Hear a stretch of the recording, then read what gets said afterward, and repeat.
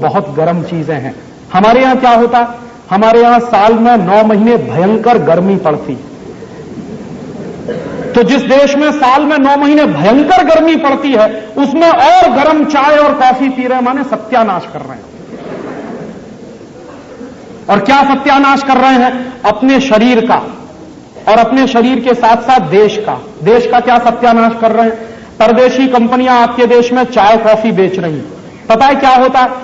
चाय हमारे देश के किसान पैदा करते हैं, कॉफी भी हमारे देश के किसान पैदा करते हैं। ये परदेशी कंपनियां क्या करती हैं? हमारे किसानों से चाय खरीदती हैं 24 रुपए में किलो, और वो 24 रुपए किलो की चाय जो खरीदते हैं किसानों से, उसको हमें बेचते हैं 125 रुपए में 1 किलो। माने बीच का मुनाफा चला गया सब परदेशी कंपनियों में। क्या होता है? हर साल ये कंपनियां हमारे देश में 70 करोड़ किलोग्राम के आसपास चाय कॉफी बेचते हैं और हजारों करोड़ रुपया कमा के ले जाते हैं। आपको मालूम है, हम एक साल में जितनी चाय कॉफी पी लेते हैं, उतने में हमारे देश का 5,600 करोड़ रुपया विदेशी कंपनियों के हाथ में चला जाता है। तो सवेरे ही सवेरे हिंदुस्तान के खून पसीने की कमाई का 5,600 करोड़ परदेशी कंपनियों के हाथ में हम दे देते हैं, फिर कहते हैं भारत माता की जय। कहां से भारत माता जिंदा रहने वाली है? तो मैं आपसे निवेदन करने आया कि ये चाय कॉफी की अंग्रेजियत छोड़िए। तो आप पूछेंगे क्या पिए? हिंदुस्तानी बनिए, गाय का दूध पीजिए।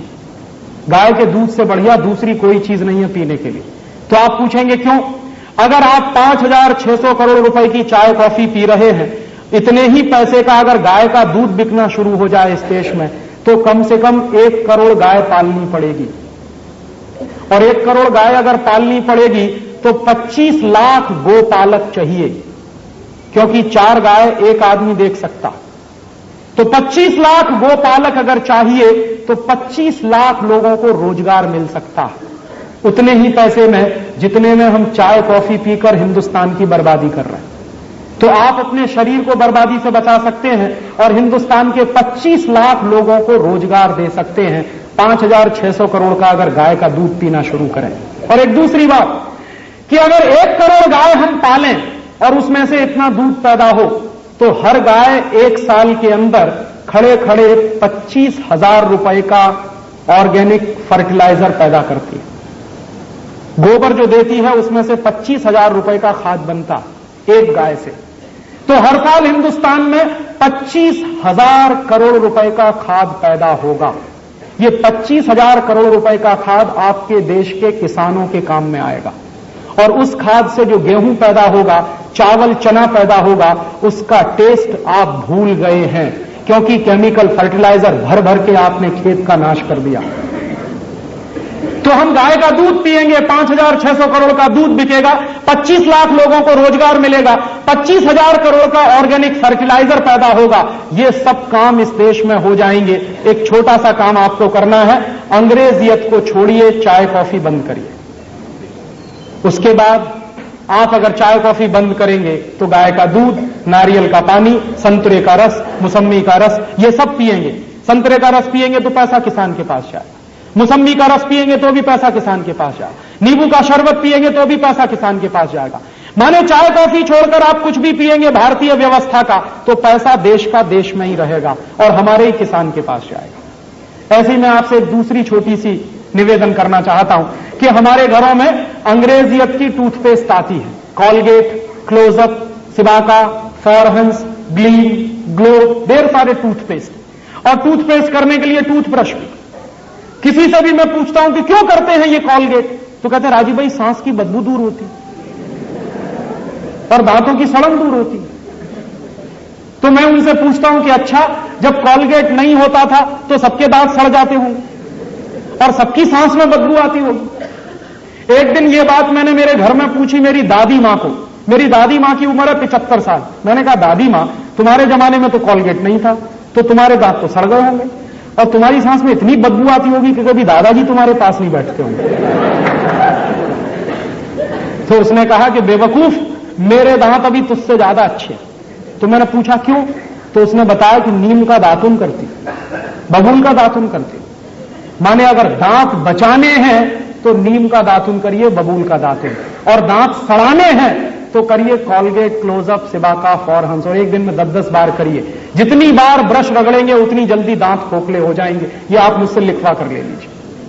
क्यों? जिन देशों में टूथपेस्ट सबसे ज्यादा इस्तेमाल होता है उनमें से एक देश है अमेरिका, और अमेरिका में ही सबसे ज्यादा दांतों के मरीज हैं और दांतों के डॉक्टर भी हैं, सबसे ज्यादा। क्योंकि बर्बादी आई है दांतों की, क्योंकि पेस्ट खरीदते।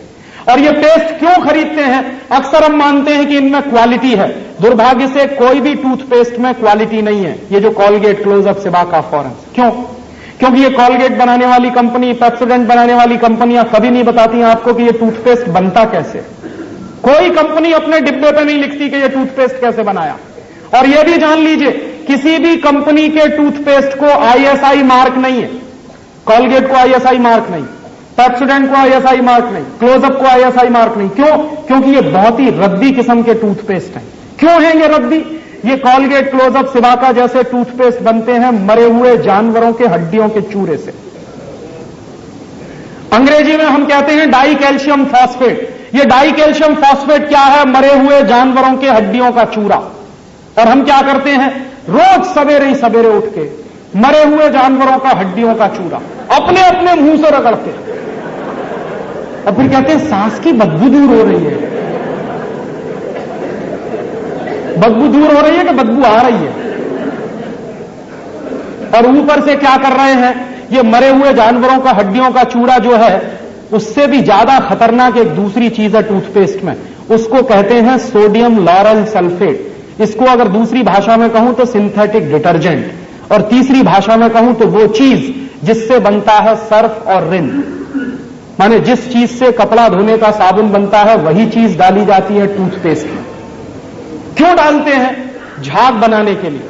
हमारे यहां कुछ ऐसे बेवकूफ हैं जो मानते हैं कि जितना ज्यादा झाग बने उतना ही अच्छा टूथपेस्ट। तो उनसे मैं कहता हूं कि रिन से दांत साफ करिए, उसमें सबसे ज्यादा झाग बनता। यह बेवकूफी है। और एक तीसरी और खतरनाक चीज है टूथपेस्ट में। सिंथेटिक डिटर्जेंट के अलावा एक तीसरी खतरनाक चीज है, उसको कहते हैं फ्लोराइड। यह फ्लोराइड वो जहर है जिससे फ्लोरोसिस नाम की बीमारी होती है। तो हमारे देश में टूथपेस्ट बिक रहे हैं जिनमें मिलाया हुआ है फ्लोराइड जैसा जहर, जिनमें मिलाया हुआ है सिंथेटिक डिटर्जेंट, जो बनते हैं मरे हुए जानवरों के हड्डियों के चूरे से। अब आप बताइए कि इन चीजों में क्वालिटी है क्या? ये सब चीजें बहुत ही रद्दी चीजें हैं। तब आप पूछेंगे कि फिर क्वालिटी कहां है? बेस्ट क्वालिटी है नीम का दातुन, बबूल का दातुन। जानते हैं क्यों? नीम एक ऐसा पेड़ है जो 24 घंटे ऑक्सीजन देता। हमारी प्रकृति में 3-4 ऐसे पेड़ हैं जो 24 घंटे ऑक्सीजन देते हैं। तुलसी, नीम, पीपल और बड़। तुलसी को घर के आंगन में क्यों लगाते हैं? क्योंकि ऑक्सीजन मिलता। नीम को घर के दरवाजे पे क्यों लगाते हैं? क्योंकि ऑक्सीजन मिलता। उस नीम के दातुन में है ऑक्सीजन, और आपको सबसे ज्यादा जरूरत है ऑक्सीजन की। हमें हमेशा जरूरत है ऑक्सीजन की। तो आप नीम का दातुन करते हैं तो आपको मिलता है ऑक्सीजन।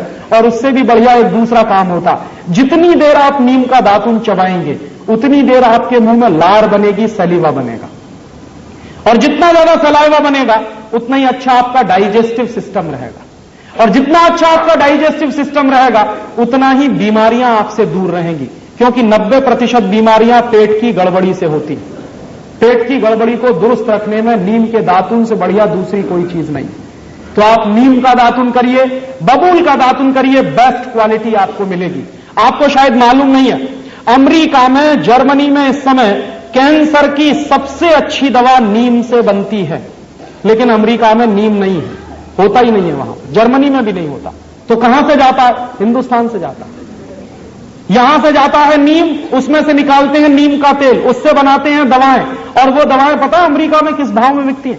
नीम से बनाई हुई अमेरिका में कैंसर की एक गोली 980 रुपए की है इस समय। और अमेरिका की वो कंपनी क्या सोचती है कि उनके देश में तो नीम होता नहीं, तो हिंदुस्तान में नीम होता है। तो उसने क्या किया? नीम पर पेटेंट करवा लिया। और नीम पर पेटेंट करवा के वो इंतजार कर रहे हैं कि कब हिंदुस्तान में कोई ऐसी सरकार आए जो अमेरिका के उस पेटेंट को हिंदुस्तान में भी मान्यता दे, तो हमारा सारा नीम उनके कब्जे में चला जाए। आपको मालूम नहीं है, बेस्ट क्वालिटी हमारे पास है। और ये मालूम क्यों नहीं है? जब से घर में ईडी